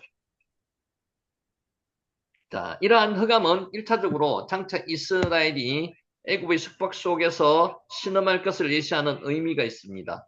의미가 있다는 거죠. 신음할 것을 예시하는 의미. 자, 더 나아가서는 성자이신 그리스도께서 세상 죄를 홀로 지시고 악한 세력에 의해 고난받으실 것을 예시한다는 그런 뜻도 있습니다. 해질 때에 아브라함에게 깊은 잠이 임하고 타르테마가 임했습니다. 하나님께서 타르테마에 빠지게 하셨다는 거죠. 아브라함을. 그리고 뭐가 왔습니까? 큰 흑암의 두려움이 그의 위에 떨어지게 하셨다는 겁니다. 그러니까 그의 위에 임했다는 겁니다. 이러한 사실 하나를 통해서도 이 세상의 역사는 우연히 이루어지는 게 아니고요. 역사의 주관자 되시는 하나님의 오묘한 섭리에 의해서 1.1핵의 어긋남도 없이 도도하게 흘러가는 것임을 알 수 있습니다. 이게 지금 모세가 기록을 했지만은 이 영적으로 영감을 받아서 기록한 거지 모세의 진정으로 이렇게 기록할 수는 없다고 몇 번 말씀을 드렸습니다. 에마 두려움입니다. 에마 두려움. 에마 호셰크가 우리는 했습니다. 호셰크 흑암이죠. 캄캄한 호셰크 흑암 캄캄한 까돌 많다는 뜻이고요. 큰 이런 뜻입니다. 까돌 큰 13절 여호와께서 아브라함에게 이르시되 아마라 하시되 너는 반드시 알라 내 자손이 이방에서 객이 되어 그들을 섬기겠고 그들은 400년 동안 내 자손을 괴롭히려니 이 표현도 재밌습니다. 야도아 테다 너는 반드시 알라 야도아가 알다는 의미 야다에서 나왔습니다. 부정사 절땡이고요. 테다가 야다 인칭 미완료입니다. 그러니까 둘 다 야다에서 나왔습니다. 야다에서 나와가지고 이걸 겹쳐난 겁니다. 강일한 의미가 겹쳐 나올 때는 뭐라고요? 강조라는 것을. 그래서 반드시 알라고 한글 성경에서 번역을 해놨습니다. 부정사 절대형과 미완료형 의미가 같은 것이 따르게 겹쳐서 사용된 것은 동사 자체의 의미를 강조하는 겁니다. 동시에 행동의 계속성을 나타내는 거죠. 자, 하나님께서 지금부터 계시해 주실 내용을 아브라함이 분명히 반드시 알고 또 앞으로 계속 알고 있어야 한다는 명령이라고 보시면 맞습니다. 실로 하나님은 시간의 제한을 받지 않으시고요. 시간 초월하시고 공간 초월하시고 무소부재하시고 전지전능하시고 역사의 주관자심으로 장래에 일어날 모든 일을 하나님은 과거, 현재, 미래가 동시에 보시는 거죠. 우리는 지금 과거의 사건을 기억하고요. 현재의 사건을 경험하고 있지만 미래의 사건은 모릅니다. 하나님은 그렇지 않다는 거죠. 과거, 미래, 현재를 동시에 보시는 거예요. 모든 일을 완전히 그러므로 알고 계신다는 거죠. 그리고 이를 당신의 사랑하는 자에게 지금 알려주시는 겁니다. 야도와 테다. 너는 반드시 알아라는 겁니다. 야도와 테다. 하나님의 계시의 말씀이 기록된 성경 가운데서도 장차 이 세상 마지막 날과 그 이후에 대해서 이루어질 일에 대한 소중한 정보가 수록되어 있는 게 성경입니다. 하나님의 전지하심을 믿는 우리 성도들은 이와 같은 소중한 진리를 반드시 알아야 됩니다. 야도와 테다 반드시 알아야 됩니다. 그리고 이를 널리 전파해야 됩니다. 우리가 말씀을 전파해야 됩니다. 그래서 경각심을 일으켜줘야 되고요. 미리 준비를 하게 만들어야 됩니다. 이를 널리 전파함으로 사람들로 하여금 영적으로 깨어서 그날을 준비하도록 해야 된다는 겁니다. 야도와 테다. 자, 내 자손이 이방에서 객이 될 것이라고 지금 예언을 하시는 겁니다. 내 자손이 이방에서 객이 되어 키 게르 이흐예 짜라카 베에르츠 로라햄 이것도 약간의 의역이 들어가는 겁니다. 직역함 이렇습니다. 내 자손, 내 씨는 그들이 것이 아닌 땅에서 객이 되리라. 이게 직역한 번역입니다. 내 자손은 그들이 것이 아닌 땅에서 객이 되리라. 객이 게르입니다. 게르. 나그네. 길에서 벗어난다는 논뜻을 지니고 있는 게 게르입니다. 자, 꾸르에서 나왔고요. 어떤 지역에 완전히 정착하지 못하고 잠시 머물러 있는 거. 꾸르는요. 그곳에서 집을 짓고 살거나 완전히 정착을 하지 않는 겁니다. 또 조금 있다가 천막을 옮겨야 되는 게 그게 꾸르, 게르입니다. 그들이 것이 아닌 땅에서 베에르츠 로라햄 그들의 것이 아닌 땅 요게 베에르츠 로라임 이게 애굽이라고는 지금 이야기를 안 하고 계시죠. 실제는 애굽인데 이러한 표현은 이런 당시 아브라함이 머물러 있던 땅은 아브라함 후손의 땅이란 의미가 됩니다. 지금 아브라함이 지금 머물고 있는 이 땅이 아브라함 후손인 땅이라는 의미가 있습니다. 근데 그 땅에서 그들이 계속 있는 게 아니고요. 다른 데 갔다가 와야 된다 이런 뜻입니다. 자, 본문의 예언은 가나안 땅이 아브라함 후손의 땅이 된다는 긍정적인 면도 있습니다만은 더불어 그 시행이 잠시 후보에서 그들이 거기 계속 있겠는 게 아니고 다른 곳에 가가지고 객으로 머물러 있다가 다시 와야 된다. 부정적인 의미도 포함되고 있다는 거죠. 게르, 여행자, 나그네, 객입니다. 게르. 자, 아브라함 역시 가나안 땅을 완전히 소유하지 못하고 있었습니다. 사라가 묻힐 땅만 하나 계약을 했습니다. 헤브론의 그 마몰의 굴만 계약을 했는 거죠. 이것도 이후에, 지금 아니고요. 그 후손들조차 이방 땅에서 객이되어 살아야 한다는 것은 실제로 이 땅이 영구히 주겠다는 그런 의미가 아니라는 거죠. 객이되어 나름대로 딴 데 갔다가 돌아와야 된다. 그러면 주겠다는 겁니다. 엄밀한 의미에서 우리가 살고 있는 이 땅에서 모든 사람은 우리가 주인으로서 영구히 안전하게 살아가는 존재들이 아니라는 겁니다. 객으로, 나그네로 살아갈 수밖에 없습니다. 왜냐하면요, 모든 사람은 잠시 머물다가, 이 땅은 영원한 것이 아닙니다. 잠시 머물다가 가야 될 사람들입니다. 그래서 이 땅에서 너무 많은 재산을 모아 놓는 사람들은 바보입니다. 그렇게 모아놔서 누구 좋은 일을 시키는 겁니까? 베풀고 하나님의 일에 사용해야 된다는 겁니다. 이 세상을 떠나기 때문에 아끼고 아껴가지고 못 먹고 못 쓰고 못 입고 아껴가지고 뭘 할 건데요? 그렇게 사는 사람은 그 누가복음 12장에 나오는 부자하고 똑같습니다. 오늘 저녁에 하나님이 불러가시면요. 그 소유가 누구 것이 되겠습니까? 아무 의미가 없다는 거죠. 그래서 이 땅은 모두가 나그네 객입니다. 객. 하나님이 부르시면 다 가야 됩니다. 따라서 우리는 이 땅에 희망을 두고 사는 것이 아니라 장차 우리를 돌아갈 본향인 천국의 소망을 두고 티크와 천국의 소망을 두고 살아가야 될 대상들이 우리라는 겁니다.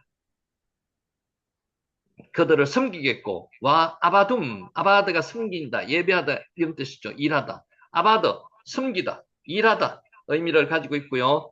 에베드가 종입니다. 예배하다도 아바드입니다. 자, 본문에서 섬긴다는 의미는 단순하게 자발적으로 봉사한다는 의미를 넘어서서 강제적으로 노역에 종사한다는 의미를 지니고 있습니다. 그래서 이들이 노예로서의 타국에 가서 섬기다가 와야 된다는 겁니다. 아바둠과 아바둠. 이스라엘 백성은 출애굽하기 전 애굽에서 생존권조차 위협받으면서 비참한 노예 생활을 함으로써 이 예언은 정확하게 이루어졌습니다. 정확하게는 430년을 있었는데 430년 동안 노예살이를 한 것은 아닙니다. 요셉을 알지 못하는 왕이 언제 출현했는지는 모르겠지만 요셉의 때에는 그렇지 않았다는 거죠. 요셉의 알았던 왕은 그렇지 않았다는 거죠. 그 이후에 노예 생활을 했다는 겁니다. 그들은 내 자손을 괴롭히니 와 인누 어탐. 여기서 괴롭히다는 단어가 아나입니다. 아나 고난당하다. 아나입니다. 아나는 다양한 의미로 사용됩니다. 억지로 몸을 시키다는 것도 아나이고요. 굴복해 하려고 애쓰다는 것도 아나입니다. 예수님은 이 땅에 오셔서 아나 고난당하셨습니다. 이것도 아나입니다. 특별히 이러한 의미를 나타낼 때 아나라는 동사가 본문에서와 같이 강조형으로 쓰여고 있습니다. 이것은 이스라엘 백성들이 장차 애굽에서 어떻게 심하게 고통당할 것을 나타내고 있다는 거죠. 아나 하는데 강조형으로 지금 쓰여 있다는 거죠. 그래서 이스라엘 백성들을 강인하게 만드시기 위해서 하나님의 혹독한 훈련이 있겠다는 그런 의미를 지금 나타내고 있습니다. 아나 여기에 쓰여서 웨이누 어탐 그들은 내 자손을 괴롭힌다는 겁니다. 그러니까 그 땅에 있는 자들이 내 자손들을 괴롭힌다는 겁니다. 웨이누 어탐 아나 방금 말씀드렸지 괴롭히다는 뜻도 있고요.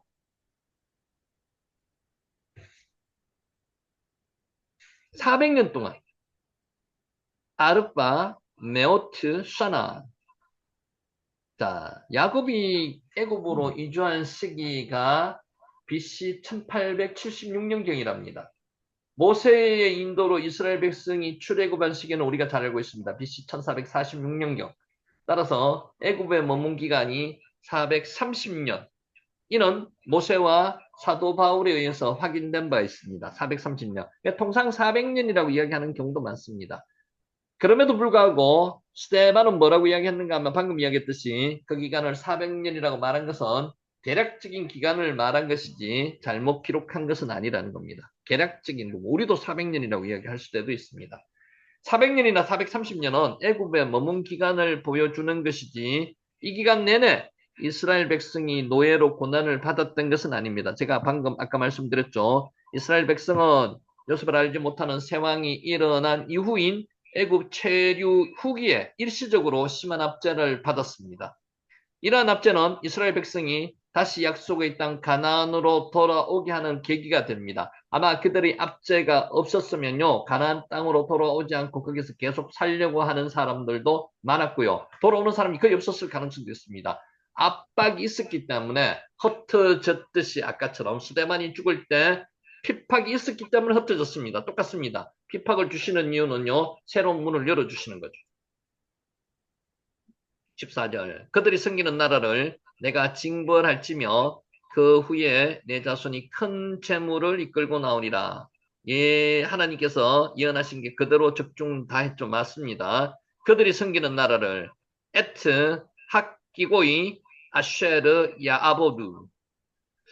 아브라함의 후손들이 400년 혹은 430년이라는 기간 동안 어떤 나라를 섬기게 되리라는 것을 예언하고 있지만 구체적으로 그 나라가 어떤 나라인지는 말씀하지 않습니다. 그렇게 말씀을 하지 않은 게 하나님의 방법입니다. 이는 나라가 애굽임이 밝혀지면요, 미리부터 애굽에 대해서 필요 이상의 적대감을 가질 수 있기 때문입니다. 이것은 뭐를 의미하는가 하면은 우리가 계시록을 볼 때도 마찬가지입니다. 하나님께서 구체적으로 다 말씀을 하지 않으신 것은요, 우리한테 그만큼 이득이 되기 때문에 말씀을 하지 않으신 것이지, 우리에게 숨기기 위해서 말씀을 하지 않으신 것은 아니라는 거죠. 그것을 자의로, 임의로 해석해서는 안 된다는 겁니다. 그렇게 하시는 분이 너무 많기 때문에 그렇죠. 계시록을 하시는 분들.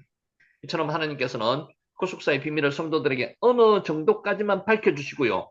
어느 정도 이상으로 더 알려고 하는 것 자체가 이단으로 빠질 가능성이 없습니다. 그렇지 말아라는 겁니다. 따라서 성도들은 하나님께서 계시해 주신 범위를 넘어 비밀에 속한 것까지 다 알려는 욕심을 내서 결국은 잘못된 길로 가시는 분이 많다는 거죠. 그렇게 하지 말아라는 겁니다. 하나님께서는 인간의 유익을 위해서 인간에게 알리지 않고 엄밀한 계획을 수립하기도 하시기 때문에 그렇다는 겁니다. 사람들이 하나님의 비밀에 속한 일까지 무리하게 모두 알려고 시도할 때 사람이 신이 될 수가 없습니다. 사람은 하나님의 섭리에 따라 움직이는 거지 하나님과 같이 될 수가 없습니다. 이게 사람의 교만이죠. 켈로힘, 하나님처럼 될 수가 없습니다. 이게 지금 제2의 아담과 하와를 만들 수 있는 겁니다. 그래서 이것은 하나님께서 비밀로 하신 거는 비밀로 그대로 놔두는 겁니다. 우리가 알 수도 없고요. 알려고 노력하지도 말아는 겁니다. 내가 징벌할지며 딴 아노키, 아노키가 나라는 뜻이거든요. 딴이 증벌하다, 징벌하다, 공정히 하다 이런 뜻입니다. 판단하다, 징벌하다, 공정히 하다. 자, 성경 가운데서 특히 본문에서와 같이 죄인을 징벌하시는 하나님의 사역을 묘사할 때 자주 사용되는 단어입니다. 하나님의 징벌은요, 공정하기 쉬운 인간이 불공정하기 쉬운 인간의 징벌과는 달리 공정하십니다. 하나님은 아까 체다크, 의의 하나님이시고요, 미시파트, 공의의 하나님이십니다. 따라서 본문에 따는 분사형으로서 사람의 현재적인 의지를 나타내는 겁니다.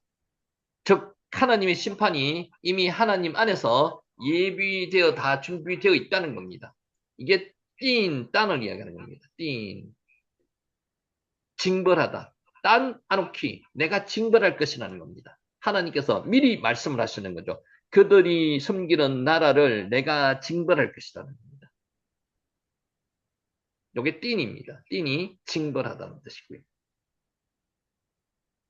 내 자손이 큰 재물을 이끌고 나오리라. 실제로 성취되었는 거죠. 빠르쿠시, 까돌, 빠르쿠시, 까돌. 큰 재물을, 까돌, 크다는 뜻이었잖아요. 많다는 뜻이었습니다. 양이 많거나 수요가 많거나 중요성이 아주 높은 것. 까돌 혹은 까돌이라고 합니다. 매우 큰 상태를 까돌이라고 합니다. 아브라함 후손들이 비록 나라를 섬기고 고난 가운데 있을 것이지만은요, 그 마지막에는 어떻게 하신다고요? 하나님께서 보상을 해주신다고요. 큰 재물을 이끌고 나올 것이란 이 예언은 이스라엘 백성이 애굽 생활을 청산하고 나올 때 이웃에게 요청을 했을 때 애굽 사람들에게 그들이 후한 선물을 주면서 내보냈다는 겁니다. 정확히 성취되었습니다. 자, 본문의 내용은 하나님께서 이스라엘로 하여금 애굽에서 고난 당하다 아나 이야기했죠. 고난을 당하게 한 목적의 일부분을 암시하게 됩니다. 고난에서 끝나지 않고요. 마지막에는 재물을 가지고 나오시게끔 만들어 주셨다는 겁니다. 자, 빠르쿠시 까돌 많은 재물을 큰 재물을 이恩을 받을 당시 아브라함은 비록 개인적으로는 큰 부를 가지고 있었습니다. 부자였습니다. 인원이 1000명이 넘었습니다. 318명의 군사가 있었으니까요. 아직 민족으로는 성장하지 못했습니다. 족장이었습니다. 가나안 땅에 정착하지도 못한 채 여전히 떠돌이였습니다. 여기서 저기로 옮기는 떠돌이 객이었습니다. 게르 아까 객이 게르였죠. 나그네. 이러한 상태에서 이스라엘이 계속 가나안에 머물러 살게 된다면 가나안 쪽에 흡수될 가능성도 있었습니다. 가나안은 지금 뭐예요? 우상의 문화였습니다. 그 우상 문화에 흡수되면 당연히 우상 문화를 받아들이게 되는 거죠. 따라서 하나님께서는 이들을 애굽으로 데리고 가서 독립적으로 살 수 있는 곳, 고센에서 큰 세력을 이루게 하신 후에 다시 약속의 땅 가나안으로 돌아와서 정착하게 하신 하나님의 섭리가 있었다는 겁니다. 자, 본문에 나오는 까도르는 약한 상태를 탈피하여서 강한 민족이 되어 출애굽하는 미래 이스라엘에 대한 하나님의 원대한 역사 구성을 암시하는 것으로도 볼 수가 있습니다. 르쿠시 큰 재물 까돌 가지고 나온다는 겁니다. 자, 요 레쿠시로 지금 표시가 되죠. 레쿠시가 재물을 이야기하는 겁니다. 여기에 재물의 뜻이 많습니다. 재물의 뜻이 레쿠시 말고도 많습니다. 그래서 여기는 레쿠시라는 재물을 썼습니다. 보통 통상 재물을 이야기할 때 레쿠시라는 단어를 많이 씁니다. 메셰크라는 것도 재물입니다. 레쿠시, 재물을 이야기하는 거죠. 자, 15절. 너는 장수하다가 평안히 조상에게로 조소하다가 장사될 것이요. 누구요? 아브라함. 너는 장수하다가. 벳세바 토바입니다. 이것도 단어도 2개밖에 안 되고요. 외워놓으시면 좋을 것 같아요. 장수하다는 뜻이 벳세바 토바입니다. 자, 벳세바는 뭐뭐 안에를 뜻하는 전치사 빼가 있고요. 흰머리, 백발을 뜻하는 세바가 백발입니다. 그리고 토브는 토바, 좋다는 뜻입니다. 아름답다는 뜻입니다. 요게 좋은 백발 아내 이런 뜻입니다. 직역하면. 여기 말이 조금 어색하죠. 그래서 장수하다가 의미도 괜찮습니다. 좋은 백발 아내가 직역입니다. 아브라함이 오래 살 뿐만 아니라 행복하고 가치 있는 생애를 보내게 될 것을 이야기합니다. 단지 장수하다만 뜻만 있는 게 아니고요. 원어는 더 많은 뜻이 있습니다. 좋은 백발 안에서 그래서 오래도 살고요. 인생 자체가 가치 있는 행복한 그런 인생이 될 것이라는 게 뭐라고요? 벳세바 토바입니다. 그래서 오래 산다는 의미만 있는 게 아니다. 장수하다는. 그러니까 이제 한글 표현의 한계입니다. 한계. 벳세바 토바. 좋은 백발나네. 이거를 다른 말로 의역을 할 수도 있을 겁니다. 그래서 직역은 그렇습니다. 좋은 백발나네. 그러니까 오래도 살고요. 가치 있는 행복한 인생을 살았다는 겁니다. 벳세바 토바. 이런 인생이 좋겠죠. 우리가. 그 연돌 아브라함은 175세의 나이에 장수하면서 또 아들을 6명이나 더 낳았습니다. 그러죠? 그 아들 6명을 더 낳았고요. 이상 말고. 그래서 장수하고 아들의 축복도 받고 개인적으로 보면은 행복한 인생을 살다가 죽었다는 겁니다. 말씀대로 예언대로 이루어졌습니다. 장수하다가 이거보다는 벳세바 토바 장수하고 행복하고 의미 있는 인생을 살게 되었다는 겁니다. 세바가 뭐라고요? 백발. 장수라는 부분보다는 백발, 흰머리. 15절. 너는 장수하다가 앞에 방금 했고요. 평안히 조상에게로 돌아가 장사될 것이요. 편안히가 아닙니다. 평안히 샬롬입니다. 타보 엘 아보테카 베샬롬. 평안히 조상에게로 돌아가. 자, 조상에게로 돌아가는데 타보 엘 아보테카입니다. 죽음을 나타내는 히브리인들의 관용적 표현이 타보 엘 아보테카입니다. 실제로 아브라함은 가나안의 막벨라 굴에 장사되었고요. 이게 아브라함이 가나안 땅에서 자기 땅으로 소유한 첫 땅이고요. 아브라함 살아생전에는 등기가 되어 있는 게 이거밖에 없었습니다. 아브라함이 산 땅이 이거밖에 없었습니다. 막벨라 굴에 있는 장사굴. 메소포타미아 지역에 살던 조상에 가서 묻힌 것은 아닙니다. 막벨라 굴이 자기들의 가족묘가 되었습니다. 사라도 여기 묻혔고요. 자기도 여기 묻혔고요. 후손도 여기 계속 묻히는 거죠. 그럼에도 불구하고 이러한 표현이 가능한 것은 아브라함이 죽건 후에 하늘나라에서 이미 죽은 이덤의 조상들과 만나 교류를 나눌 수 있었기 때문이라고 이 표현을 썼습니다. 평안히 조상에게로 돌아가. 현실적으로도 실제로 이 막벨라 굴에 장수되었는 것은 실제 자기 조상에게 돌아간 건 아니에요. 자기가 제일 조상으로 묻히는 겁니다. 막벨라 굴에는 이 영적으로 표현했는 겁니다. 아브라함이 죽은 후에 하늘나라에서 이미 죽은 믿음의 조상들과 만나 교류를 이뤘다는 것을 이렇게 표현했다는 거죠. 평안히 조상에게로 돌아가. 자, 우리 성도들도 믿음의 생활을 하다가 이 세상을 하직하는 날에는요, 지각을 가진 영혼을 가지고 아브라함을 위시하여 여러 믿음의 사람들과 주 안에서 즐거운 만남을 가질 수 있을 것이라고 믿습니다. 타보 엘 아보테카 베살롬 평안히 조상에게로 돌아가. 또가 들어가다는 뜻입니다.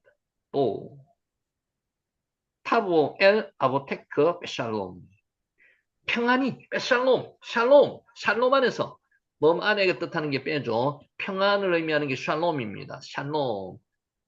샬롬은 원래 끝나다, 손상되지 않다는 의미도 있습니다. 여기서 다시 여기 기록해놨죠. 편안히가 아닙니다. 우리가 인생을 편안히 사는 것은 사람이 게을러지기 딱 좋은 거고 사람을 망치기 제일 좋은 겁니다. 편안한 게 아니고요. 평안하다는 겁니다. 샬롬은 편안한 게 아니고 평안하다는 겁니다. 관계를 이야기하는 거죠. 평안한 샬롬. 여기서 이 말이 사용된 것은 하나님과 아브라함의 관계가 손상되지 않고요. 관계입니다. 평화로운 가운데 아브라함의 일생이 끝날 것임을 보여주기 위한 겁니다. 여러분 앞에 한번 찾아보세요. 노아의 마지막은 그냥 살다가 죽었습니다. 이런 표현이 없습니다. 평안히 조상에게로 돌아갔다는 이런 표현이 없습니다. 그런 거 보면 아브라함은 믿음의 조상이었고요. 축복받은 인생을 살았던 사람입니다. 이러한 예언은 그대로 실현되어서 아브라함은 아들 이삭을 제물로 바치라는 명령을 받은 22장. 여러 번 어려운 고비가 있었지만은 믿음으로 하나님의 사람이 되었고요. 믿음의 조상이 되었습니다. 하나님과의 샬롬 관계가 조금도 손상되지 않고 신앙적인 삶을 살았습니다. 그래서 믿음의 조상이라고 이야기하는 거죠. 아브라함의 신앙은요. 단계 갈수록 하나님과의 어떤 관계가 평안한 관계가 샬롬의 관계가 유지되는 겁니다. 근데 노아는요. 평안한 샬롬의 관계가 유지되다가 그 한순간 그 포도주에 취해서 자기 손자 가나안을 저주하는 사건이 일어나고 나서는 평안하지가 않았습니다. 샬롬하지가 않았다는 거죠. 그냥 살다가 죽었다는 거죠. 이처럼 하나님의 종으로 일생 동안 하나님께서 원하시는 삶을 살았던 아브라함의 생애는요. 하나님과의 관계, 샬롬, 손상시키지 않고 일생을 살았습니다. 하나님께서 부르시는 그날 하나님께로 돌아가야 할 성도들에게 좋은 분이 되는 겁니다. 자, 여러분 판단하셔야 됩니다. 하나님과의 샬롬의 관계를 유지하다가 마지막에 샬롬의 관계가 유지 안 되는 것도 나쁘지만은요. 하나님과의 관계, 샬롬의 관계가 안 되다가 마지막에 관계가 되는 거, 이건 좋은 현상입니다. 근데 어느 거를 선택하느냐?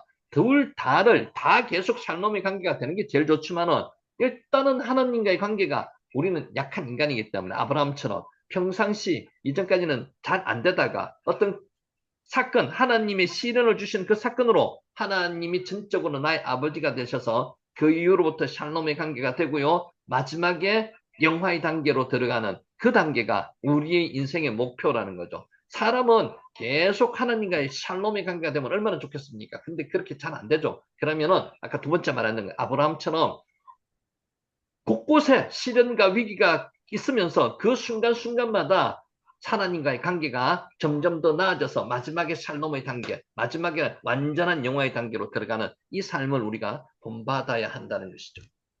자, 오늘 여기까지 하고 정리를 하도록 하겠습니다.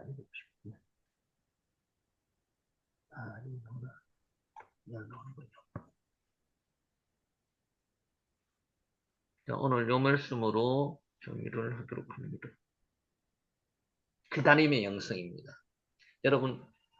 여러분은 기다리고 계신 기도가 있습니까? 많으시겠죠. 기다리고 있는 하나님께서 기다리고 있는 것을 언제 이루어 주실지 기대가 크시죠. 기다림의 영성, 기다려야 됩니다. 그리고 기다리는 만큼 소망이 있으면요. 하나님께서 더 나름대로 큰 것을 주신다는 겁니다. 기다리지 못하면은 거기서 하나님의 축복을 우리가 스스로 쏟아버리는 게 됩니다. 기다려야 됩니다. 보십시다. 고아의 아버지로 불리는 조지 밀러는 독일 사람이었습니다. 그런데 영국으로 건너갔거든요. 카와가 기다림입니다. 요 카와라는 단어도 한번 기억해 놓으시면 좋습니다. 하와가 아니고 카와입니다. 카와. 그곳에서 고아원을 운영하며 수많은 고아들을 돌보았습니다. 우리가 잘 알고 있는 내용입니다.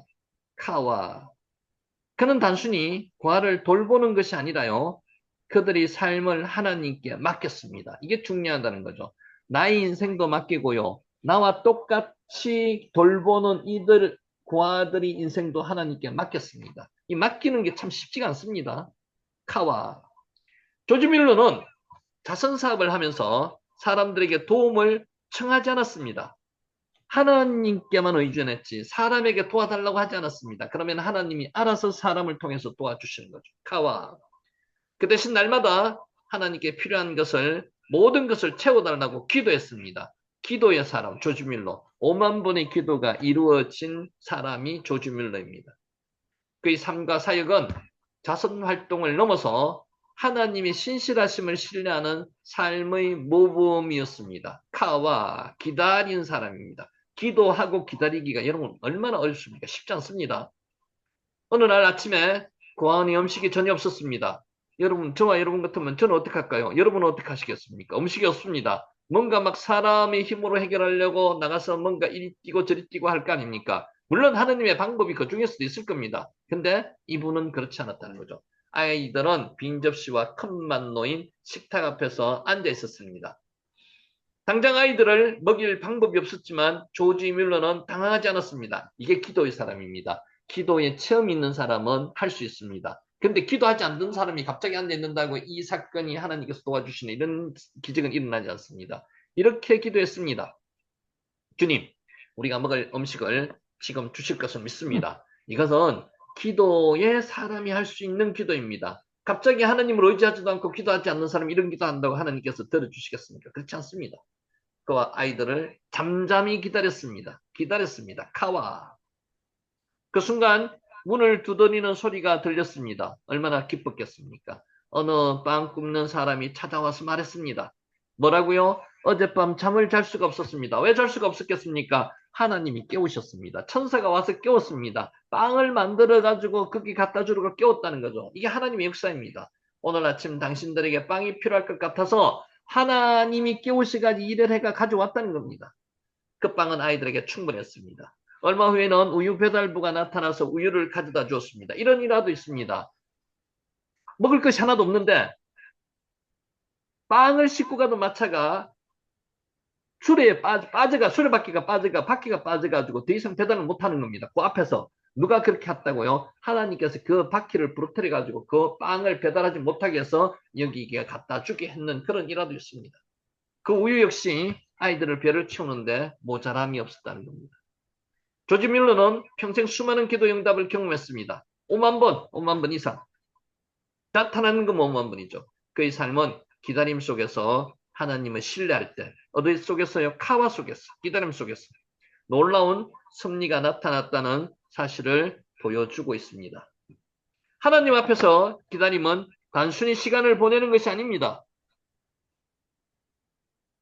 성경은 말씀하고 있습니다. 카와. 너는 마음을 다하여 여호와를 신뢰하라는 겁니다. 믿으라는 겁니다. 내 명체를 의지하지 말라. 너는 범사에 그를 인정하라. 그러면 내 길을 지도하시리라. 잠언 3장 5절에서 6절 말씀입니다. 카와.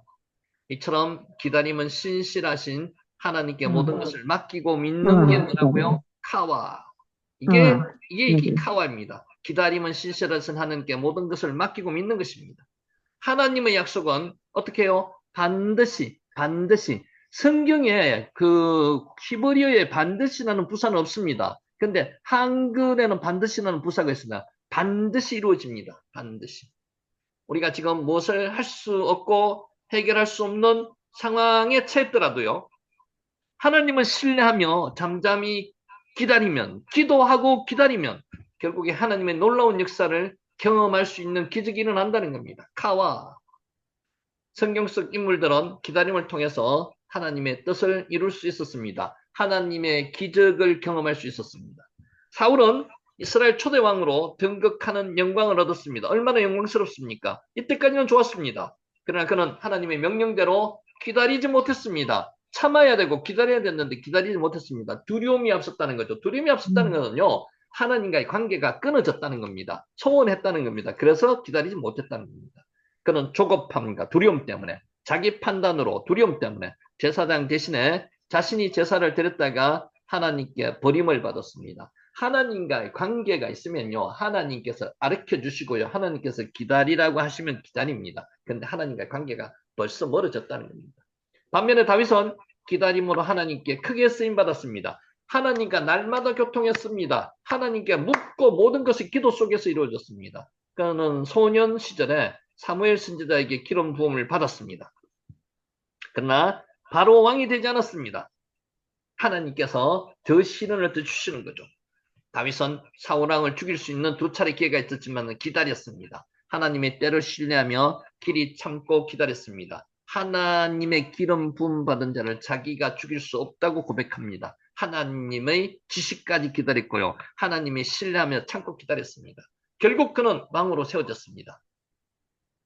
다윗의 삶은요, 우리에게 기다림의 가치와 의미를 보여줬습니다. 여러분, 인간적으로 말이 쉬워서 기다린다는 거죠.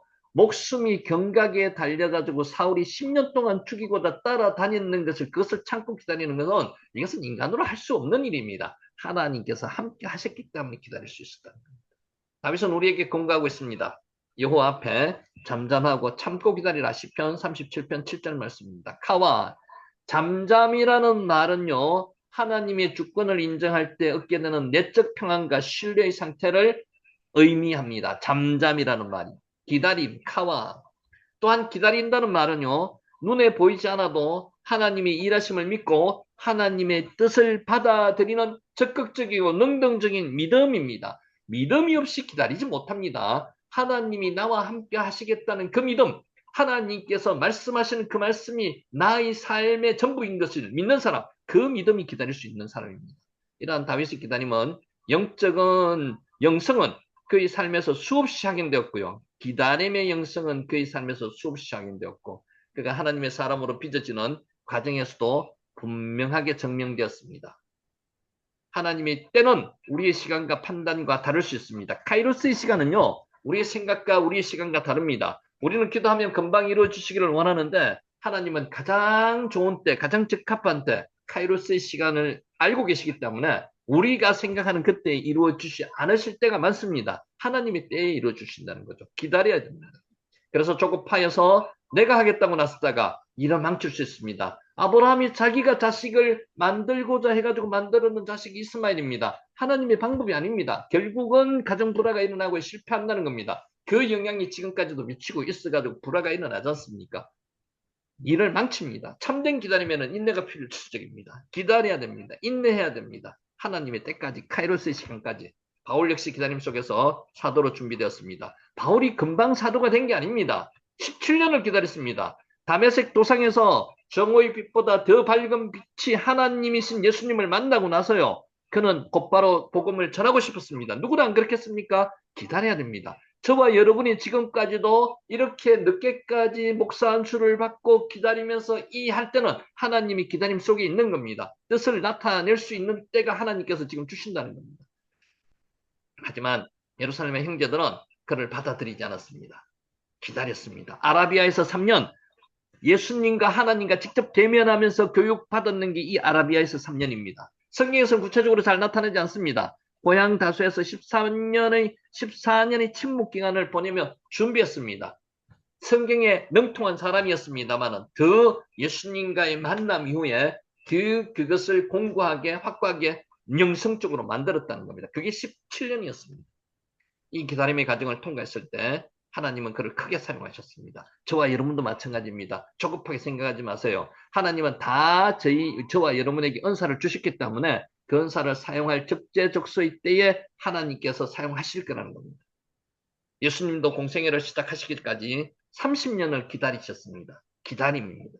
카와, 기다림은 무능함이나 지체가 아닙니다. 능력이 떨어져서 기다리게 하시는 그런 경우가 아니고요. 능력도 주시고 지혜도 주시고 모든 것을 완비시키시는 과정이 필요하다는 겁니다. 카와. 하나님께서 이루실 일을 위해서 준비하는 과정입니다. 지금 저와 여러분이 그럴 수 있습니다. 우리는 기다림 속에서 뭘 배웁니까? 인내도 배우고요. 샤마, 순종도 배우고요. 신뢰도 배웁니다. 에무나 또한 기다림은 우리 삶에서 주님의 주권을 인정하고 맡기는 삶으로 이어지게 됩니다. 하나님만 의지한다는 거죠. 뭘만 바라봐야 됩니까? 세상을 바라보면요. 두려움도 오고요. 사울처럼 기다리지 못합니다. 근데 세상을 바라보지 말고요. 하나님을 바라보시라는 거죠. 그게 과정이 지금이라는 거죠. 우리는 해결할 수 없는 문제를 만나면 최선을 다하되 나머지는 하나님께 맡기고 잠잠히 기다려야 합니다. 기다리는데 그냥 기다리는 게 아니죠. 잠잠히 기다리는 거는요. 기도하고 하나님과의 관계 속에서 기다리는 겁니다. 허더슨 테일러는 중국에서 사역할 때 수많은 어려움과 부족함을 경험했습니다. 네. 하지만 정말요? 매일매일요? 하나님께 맡기고 응? 기다림으로 하나님의 아이고, 기적과 공급을 피곤하지만 경험하게 됩니다. 해. 피부 건조해. 썰물 후에 밀물이 오듯이 겨울인데. 하나님의 때는 반드시 옵니다. 하나님의 때는 반드시 옵니다. 자, 조급해하지 음. 말고요. 낙심하지 말고요. 하나님을 신뢰하고 기다려야만 아, 합니다. 그러면은 하나님의 때에 하나님께서 우리에게 기적을 보여주신다는 거죠. 그 기다림 속에서 하나님의 역사가 시작되는 것을 여러분 믿으시고 하나님의 섭리 때까지 기다리시는 저와 여러분이 되시기를 바라면서 오늘 강의를 마치도록 하겠습니다. 자, 잠시만 기다리세요. 기도하고 마치겠습니다.